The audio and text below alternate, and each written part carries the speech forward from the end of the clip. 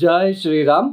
నమస్కారం అండి. అందరూ కూడా ఈ వీడియోని స్కిప్ చేయకుండా చూడండి. ఈ క్రోధీ నామ సంవత్సరం అయిపోతున్నది. ఇక 2025 మార్చి 30వ తేదీ మనము కొత్త సంవత్సరంలోకి అడుగు పెట్టబోతున్నాం. శ్రీ విశ్వావసునామ సంవత్సరంలోకి మనము అడుగు పెట్టబోతున్నాం. ఈ గత ఏదైతే సంవత్సరాలు ఉన్నాయో ఈ క్రోధీ నామ సంవత్సరంలో మనం ఎలాంటి ఇబ్బందులు పడ్డాము, ఈ పేర్లకు తగ్గట్టుగానే క్రోధీ నామ సంవత్సరము, వికారి నామ సంవత్సరంలో మహమ్మారి కరోనా వచ్చి మనకి ఎలాంటి సిచ్యుయేషన్ మనకి తెచ్చిపెట్టిందో మనకందరికీ తెలుసు. ఈ పేర్లకు తగ్గట్టుగానే మన జీవితాలకి కూడా చాలా ఇబ్బందులు మనకి వచ్చాయి. క్రోధీ నామ సంవత్సరం, వికారి నామ సంవత్సరం. ఈ క్రోధీ నామ సంవత్సరంలో మనము అబ్జర్వ్ చేసే ఉంటాం, ఎక్కువ క్రోధంతో అటు సామాజిక పరంగా ఇటు రాజకీయ పరంగా అన్ని రంగాల వాళ్ళలోనూ కొన్ని ఇబ్బందులు తీసుకువచ్చి పెట్టింది ఈ క్రోధీ నామ సంవత్సరం.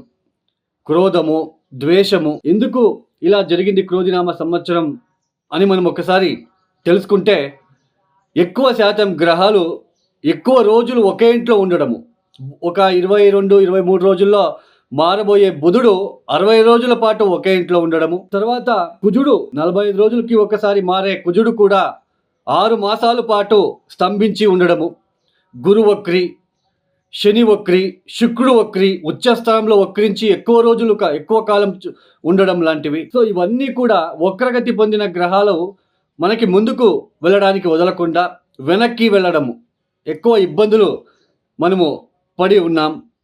అయితే శ్రీ విశ్వావసునామ సంవత్సరం మనకు పేరు ఆల్రెడీ మనకి చెప్పబోతున్నది. ప్రజల్లో ఒక విశ్వాసంతో, ఒక శాంతి సౌహార్దంతో అందరూ కలిసిమెలిసి వెళ్తారు ఈ సంవత్సరం అనే ఒక హోప్ అయితే నాకు ఉన్నది. అటు రాజకీయ పరంగా కావచ్చు, సామాజిక పరంగా కావచ్చు, తర్వాత ఏదైనా కానీ పెద్ద పెద్ద బిజినెస్ వేత్తలు కావచ్చు, బిజినెస్ విషయాల్లో, ఉద్యోగం విషయాలలో కావచ్చు, ఇలా ప్రతి ఒక్క విషయాలలో శ్రీ విశ్వావసునామ సంవత్సరం అందరికీ మంచి చేస్తుందని, మంచి చేయాలని మనం కోరుకుందాం. అయితే ఈ ఏదైతే శ్రీ విశ్వావసునామ సంవత్సరంలో 12 రాశుల వాళ్ళకి ఎలాంటి ఫలితాలు రాబోతున్నాయో తెలుసుకుందాం.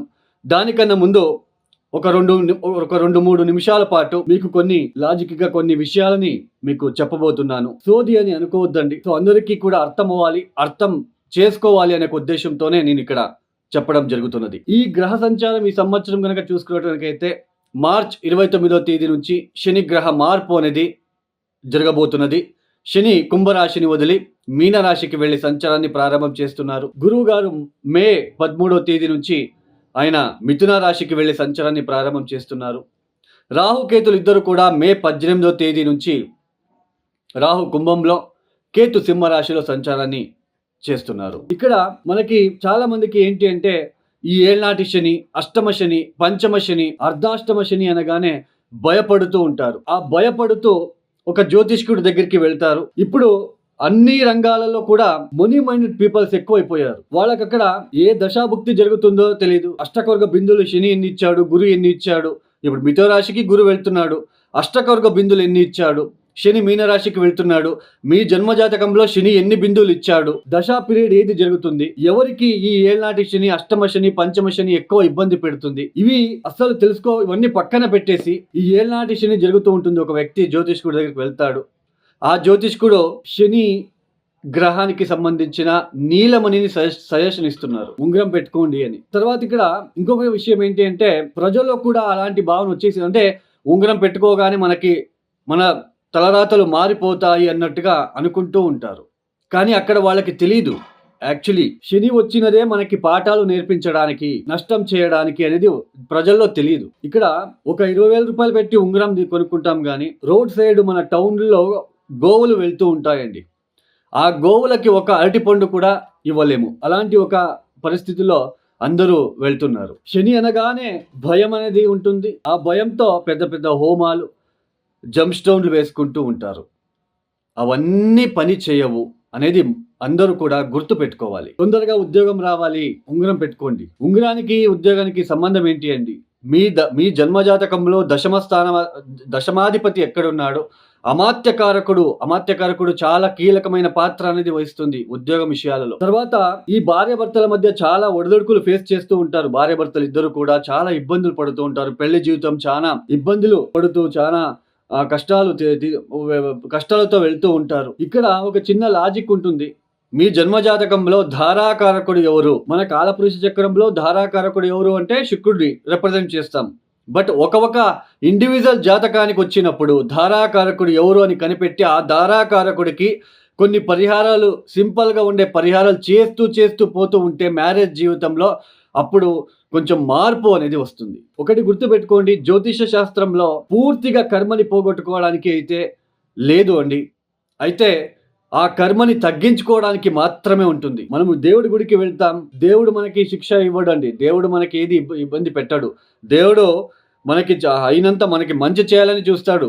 అయితే మనం చేసిన కొన్ని తప్పుల వలన మనకి ఈ లెసన్స్ని ఎవరు నేర్పిస్తారు అంటే నవగ్రహాలు. ఈ ఏళ్ళనాటి శని, అష్టమ శని, పంచమ శని వచ్చినప్పుడు మనకి ఆత్మస్థైర్యం చాలా ఇంపార్టెంట్. ఆత్మస్థైర్యాన్ని ఎలా చూస్తాం? మన జన్మ జాతకంలో లగ్న స్థానాన్ని బట్టి మనము ఎలాంటి సిచ్యుయేషన్ వచ్చినా కూడా ఎలా ప్రవర్తిస్తాము, మనం ఫేస్ చేయగలమా లేదా అనేది మన లగ్న కుండలి చెప్తుంది. అందుకే గోచారం వేరు, లగ్న చాట్ వేరు. ఇప్పుడు ఏళ్ళనాటి శని వచ్చింది, ఉద్యోగం పోయింది. ఉద్యోగం పోగానే మనము కుమిలిపోతామా, లేదా ధైర్యం పెంచుకొని మనం ఇంకొక ఉద్యోగానికి ప్రయత్నాలు చేస్తూ ఉద్యోగం సాధిస్తామా అన్నది దశాభుక్తి వలన, లగ్నాధిపతి వలన మనం తెలుసుకోవచ్చు. ఇప్పుడు ఏళ్ళనాటి శని, పంచమ శని, అష్టమ శని ఎవరికైతే జరుగుతూ ఉందో వాళ్ళకి దశా పీరియడ్ గనక, చంద్ర మహాదశ, శని మహాదశ గనక జరుగుతూ ఉంటే వాళ్ళకి ఎక్కువ ఇబ్బందులు తప్ప మిగతా వాళ్ళకి ఉండవు. అష్టకవర్గ బిందువులు కూడా మనం చూసుకోవాలి. ఇప్పుడు ఈ శని గురించి ఇప్పుడు అన్ని రాశుల వాళ్ళు ఒక చిన్న రెమెడీ చెప్తాను శని కోసము. మీరు ఆ పరిహారాన్ని చేసుకోండి. 16 శనివారాలు ఈ బెల్లం నీళ్లు కలిపిన, ఏదైతే నీళ్లలో బెల్లం కలిపి ఆ నీళ్లతో గోధుమ పిండి తడిపి చిన్న చిన్న ఉంటలు చేయాలి. 8 ఉంటలు లేదా 16 లేదా 17 ఉంటలు చేసుకొని ఆ ఉంటలు చేసేటప్పుడు శం శనైశ్చరాయ నమః, శం శనైశ్చరాయ నమః, శం శనైశ్చరాయ నమః అనే ఒక మంత్రాన్ని పఠిస్తూ ఆ ఉంటలు చేసి టెరెస్ మీద కానీ కాంపౌండ్ మీద కానీ పెట్టండి 16 శనివారాలు. ఇది చేసి చూడండి, మీకు అర్థమవుతుంది.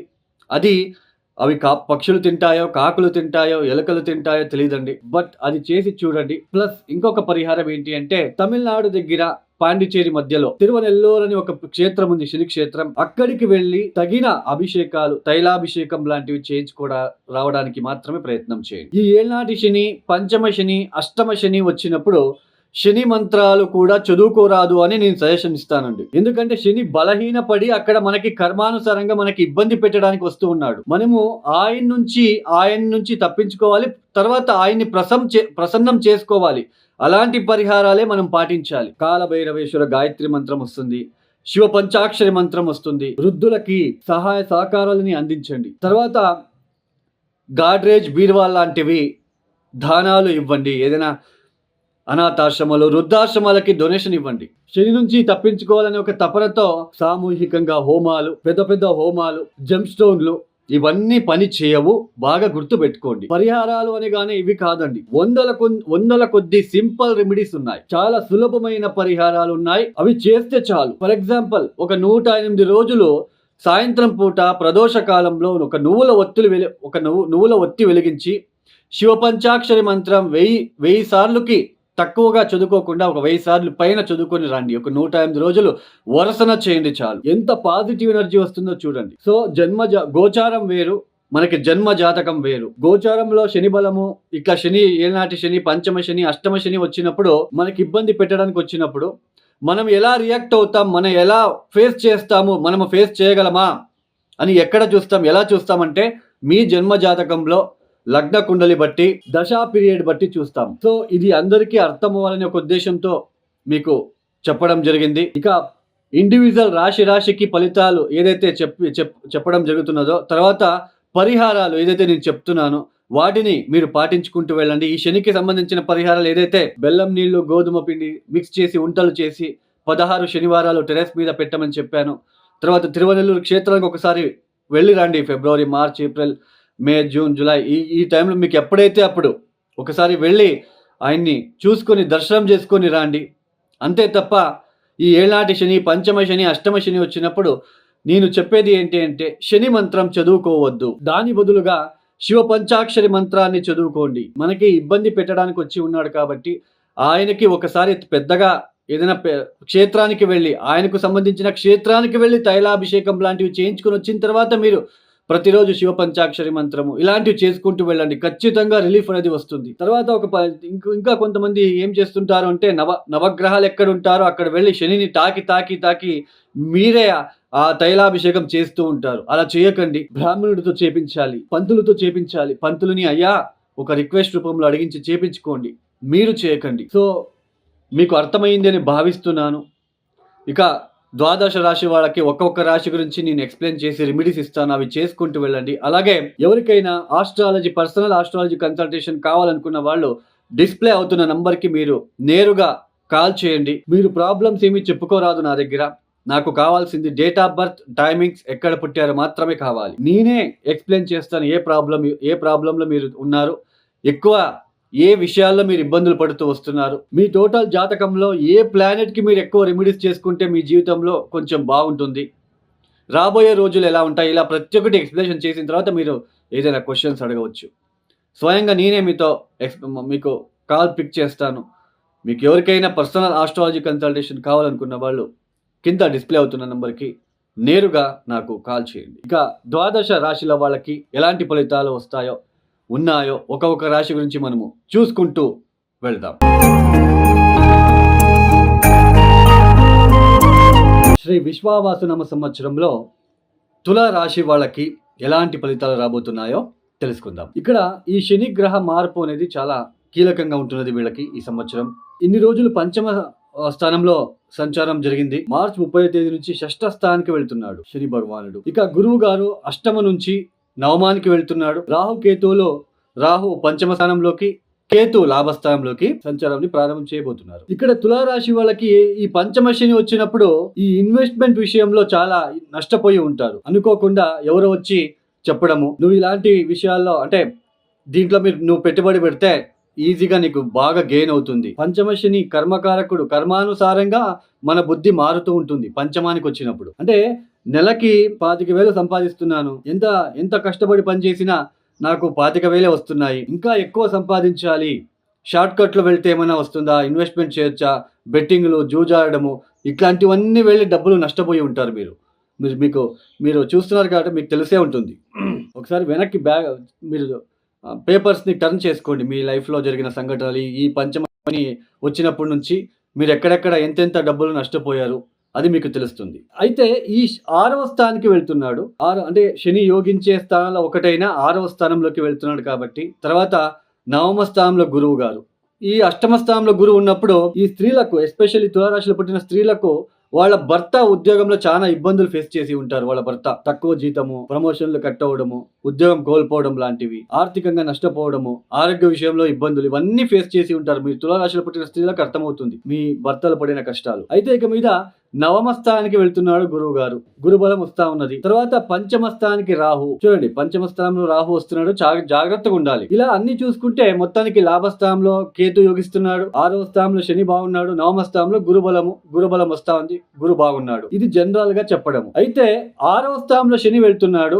మీ జన్మ జాతకంలో ఆ మీన రాశిలో శనికి శత్రుగ్రహాలు ఎవరైనా ఉన్నారో చూసుకోండి. ఏ కుజుడో, ఏ కేతువో, ఏ సూర్యుడో గనక ఉంటే, తర్వాత అష్టకొర్గ బిందులు తక్కువ ఇచ్చి అంటే ఆరోగ్యరీత్యా ఇబ్బందులు ఎదుర్కోవాలి. అదేంటండి ఇంతకు ముందు బాగుందని చెప్పారు? అదే జనరల్ గా వచ్చే ఫలితాలు. అంటే జనరల్ గా చెప్పుకోవడం అంటే అలా. తులారాశిలో లక్షల మంది ఉంటారు, అందరికీ సేమ్ ఫలితాలు రావు. బాగా గుర్తుపెట్టుకోండి. 6వ స్థానంలో శని అనగానే 6వ స్థానంలో శత్రునాశనము, రోగనాశనము, అప్పులు కనుక ఉంటే అప్పులని తీర్చేసుకుంటారని చెప్తూ ఉంటారా, జనరల్ ప్రిడిక్షన్. ఇక్కడ మీ జన్మజాతకంలో మీన రాశిలో శనికి శత్రుగ్రహాలు ఎవరైనా ఉన్నారా చూసుకోండి. అక్కడ ఏ గ్రహము లేదు, ఓకే. శని ఇప్పుడు అక్కడ ఒక్కడే వెళ్తున్నాడు, ఓకే. అష్టకొర్గ బిందులు గనక 4, 5, 6 ఇచ్చి ఉంటే అప్పుడు జాతకుడికి మంచి ఫలితాలు వస్తాయి. నామస్థానంలో గురు అనగానే గురుబలము, పెళ్ళిళ్ళు అయిపోతాయి అని అంటూ ఉంటారు. అయితే మీకు ఏ దశ జరుగుతుంది చూసుకోవాలి. పెళ్లికి సంబంధించిన దశ జరుగుతూ ఉంటే అది ప్లస్ గా మారుతుంది. ఏది ప్లస్ గా మారుతుంది? 9వ స్థానంలో రాబోతున్న గురువు ప్లస్ గా మీకు మంచి ఫలితాలు, ఇంకా కొంచెం కాస్త మంచి ఫలితాలు ఇస్తాడు. అయినా 6వ ఇంటి అధిపతి అవుతాడు కదా గురువు. 6వ స్థానానికి అధిపతి అయిన గురువు 9వ స్థానానికి వస్తున్నాడు కాబట్టి అతి కష్టం మీద పిత్రార్జిత ఆస్తి విషయాల్లో ఎవరైనా ఇబ్బందులు పడుతూ ఉంటే అతి కష్టం మీద వాటిలో సక్సెస్ సాధిస్తారు. హైయర్ ఎడ్యుకేషన్ చేసే వాళ్ళకి కూడా కొంచెం కష్టం ఏర్పడుతూ ఉంటాయి తులారాశిలో పుట్టిన వాళ్ళకి. ఎందుకంటే గురువు గారు 6వ స్థానానికి అధిపతి అవుతాడు. 6వ స్థానానికి అధిపతి అయిన గురువు 9వ స్థానంలోకి వస్తున్నాడు కాబట్టి జనరల్గా ఎలా చెప్పొచ్చు, 9వ స్థానంలో గురువు రాగానే జనరల్గా ఎలా చెప్పొచ్చు, ఎడ్యుకేషన్ చేసే వాళ్ళకి ఫస్ట్ క్లాస్గా ఉంటుంది, హైయర్ ఎడ్యుకేషన్లో మంచి స్కోర్ చేస్తారు. ఇది జనరల్గా చెప్పడం. మనము కొంచెం డెప్త్గా వెళ్తే ఇలా ఎలా చెప్పొచ్చు అంటే 6వ స్థానానికి అధిపతి అయిన గురువు గారు 9వ స్థానంలోకి వస్తున్నాడు కాబట్టి గురుబలం ఉన్నప్పటికీ అతి కష్టం మీద కొంచెం ఎఫర్ట్ ఎక్కువ వేస్తే కొంచెం ఫలితాలు బాగా వస్తాయి అని అర్థం. గురు యోగకారకుడు కాదు కదా తులారాశి వాళ్ళకి, తులాలగ్నం వాళ్ళకి. అయినా గురుబలం వస్తా ఉంది కాబట్టి కొంచెం పాజిటివ్ గానే ఉంటుంది. ఈ 6వ స్థానంలో శని వలన నేను టర్మ్స్ అండ్ కండిషన్ చెప్పాను ఆల్రెడీ. తర్వాత పంచమానికి రాహు వస్తున్నాడు. ఇన్వెస్ట్మెంట్ విషయంలో జాగ్రత్త, మీ ఫోన్ పే జాగ్రత్త, బ్యాంక్ అకౌంట్ జాగ్రత్త, మీ పర్సులు జాగ్రత్త. ఇవన్నీ కూడా మీరు జాగ్రత్తలు వహించుకుంటూ వెళ్ళండి. అత్యాశ వస్తుంది ఈ సమయంలో. పంచమ రాహులో అత్యాశ వస్తుంది. ఎలాంటి ఆశలు, జూజాడము, బెట్టింగ్లు ఇట్లాంటివన్నీ వెళ్ళిపోతే నష్టపోతూ ఉంటారు. తర్వాత సంతానం విషయంలో కూడా కొన్ని ఖర్చులు పెరిగే సూచనలు, గ్యాస్ట్రిక్ లాంటివి పెరిగే సూచనలు కూడా ఈ సమయంలో మీరు చూడవచ్చు. మొత్తానికి తులారాశి వాళ్ళకి ఆర్థిక విషయాలు అభివృద్ధిదాయకంగా ఉంటుంది. చేసే వృత్తి వ్యాపారాల్లో కూడా కొంచెం బాగున్నప్పటికీ శని సంచారం చూసుకోండి. అక్కడ ఏ గ్రహం ఉందా, అక్కడ అష్టకొరగ బిందులు ఎన్ని ఇచ్చాడు శని భగవానుడు, తర్వాత దశా పీరియడ్ ఏం జరుగుతుంది, దీన్ని బట్టి మీకు ఉద్యోగ విషయాలు ఎలా ఉంటుందో చెప్పొచ్చు. జనరల్గా చెప్పాలంటే బాగానే ఉంటుంది అని అర్థం, అందరికీ కలిసి చెప్పాలంటే. ఎందుకంటే గోచారం కాబట్టి అందరికీ వర్తిస్తుంది. బట్ అందరికీ ఒకేలాగా ఫలితాలు రావు, ఇది గుర్తుపెట్టుకోండి. సో ఇన్వెస్ట్మెంట్ విషయంలో జాగ్రత్త. షేర్ మార్కెట్లో ఇట్లాంటి విషయాల్లో మీరు ఇన్వెస్ట్మెంట్ చేస్తున్నారా, ఒకసారి చూసుకోండి జాగ్రత్త. దాని గురించి తెలియకుండా షేర్ మార్కెట్లో దిగమాకండి. తర్వాత సంతానం విషయంలో జాగ్రత్తగా ఉండండి. మీ ఆరోగ్యరీత్యా జాగ్రత్తగా ఉండండి. సో ఇవి నేను చెప్పే ప్రిడిక్షన్ జనరల్గా. మొత్తానికి అయితే తులారాశి వాళ్ళకి కాస్త గత సంవత్సరం పోల్చుకుంటే ఈ సంవత్సరం బెటర్గానే మీ లైఫ్ సాగుతుంది. అది ఎంతవరకు బెటర్మెంట్ ఇస్తుంది, పూర్తిగా మనకి లైఫ్ ఈజీగా హ్యాపీగా ఉంటుందా, అది ఎలా చూసుకుంటామో మీకు టర్మ్స్ అండ్ కండిషన్ చెప్పాను. తర్వాత మీకు దశా పీరియడ్ ఏది జరుగుతుందో దాన్ని మ్యాచ్ చేసుకుంటే అర్థమవుతుంది. ఈ తులారాశి వాళ్ళు తప్పనిసరిగా మీరు ఏం చేసుకోవాలి అంటే ప్రతిరోజు అమ్మవారికి ఎరుపు రంగుల పూలని ఇస్తూ ఉండండి, కాళికా అమ్మవారికి. తర్వాత నల్ల మినుములతో చేసిన గారెలని ఒక 108 గారెలు చేసేసి హారం రూపంలో కాలభైరవేశ్వరుడికి వేయడానికి ప్రయత్నం చేయండి, లేదా ఆంజనేయ స్వామికి వేయండి శనివారం రాహుకాలంలో. తర్వాత ప్రతిరోజు మృత్యుంజయ మంత్రాన్ని పఠించుకోవడానికి ప్రయత్నాలు చేసుకోండి. వీలైతే దక్షిణామూర్తికి ఎప్పుడైనా గురువారం అట్లా కొంచెం రుద్రాభిషేకం లాంటిది చేయించుకోండి. ఈ యొక్క వీడియో మీకు నచ్చితే లైక్ చేయండి, షేర్ చేయండి, సబ్స్క్రైబ్ చేసుకోండి. సర్వే జనో సుఖినో భవంతు. ధన్యవాదములు. జై శ్రీరామ్.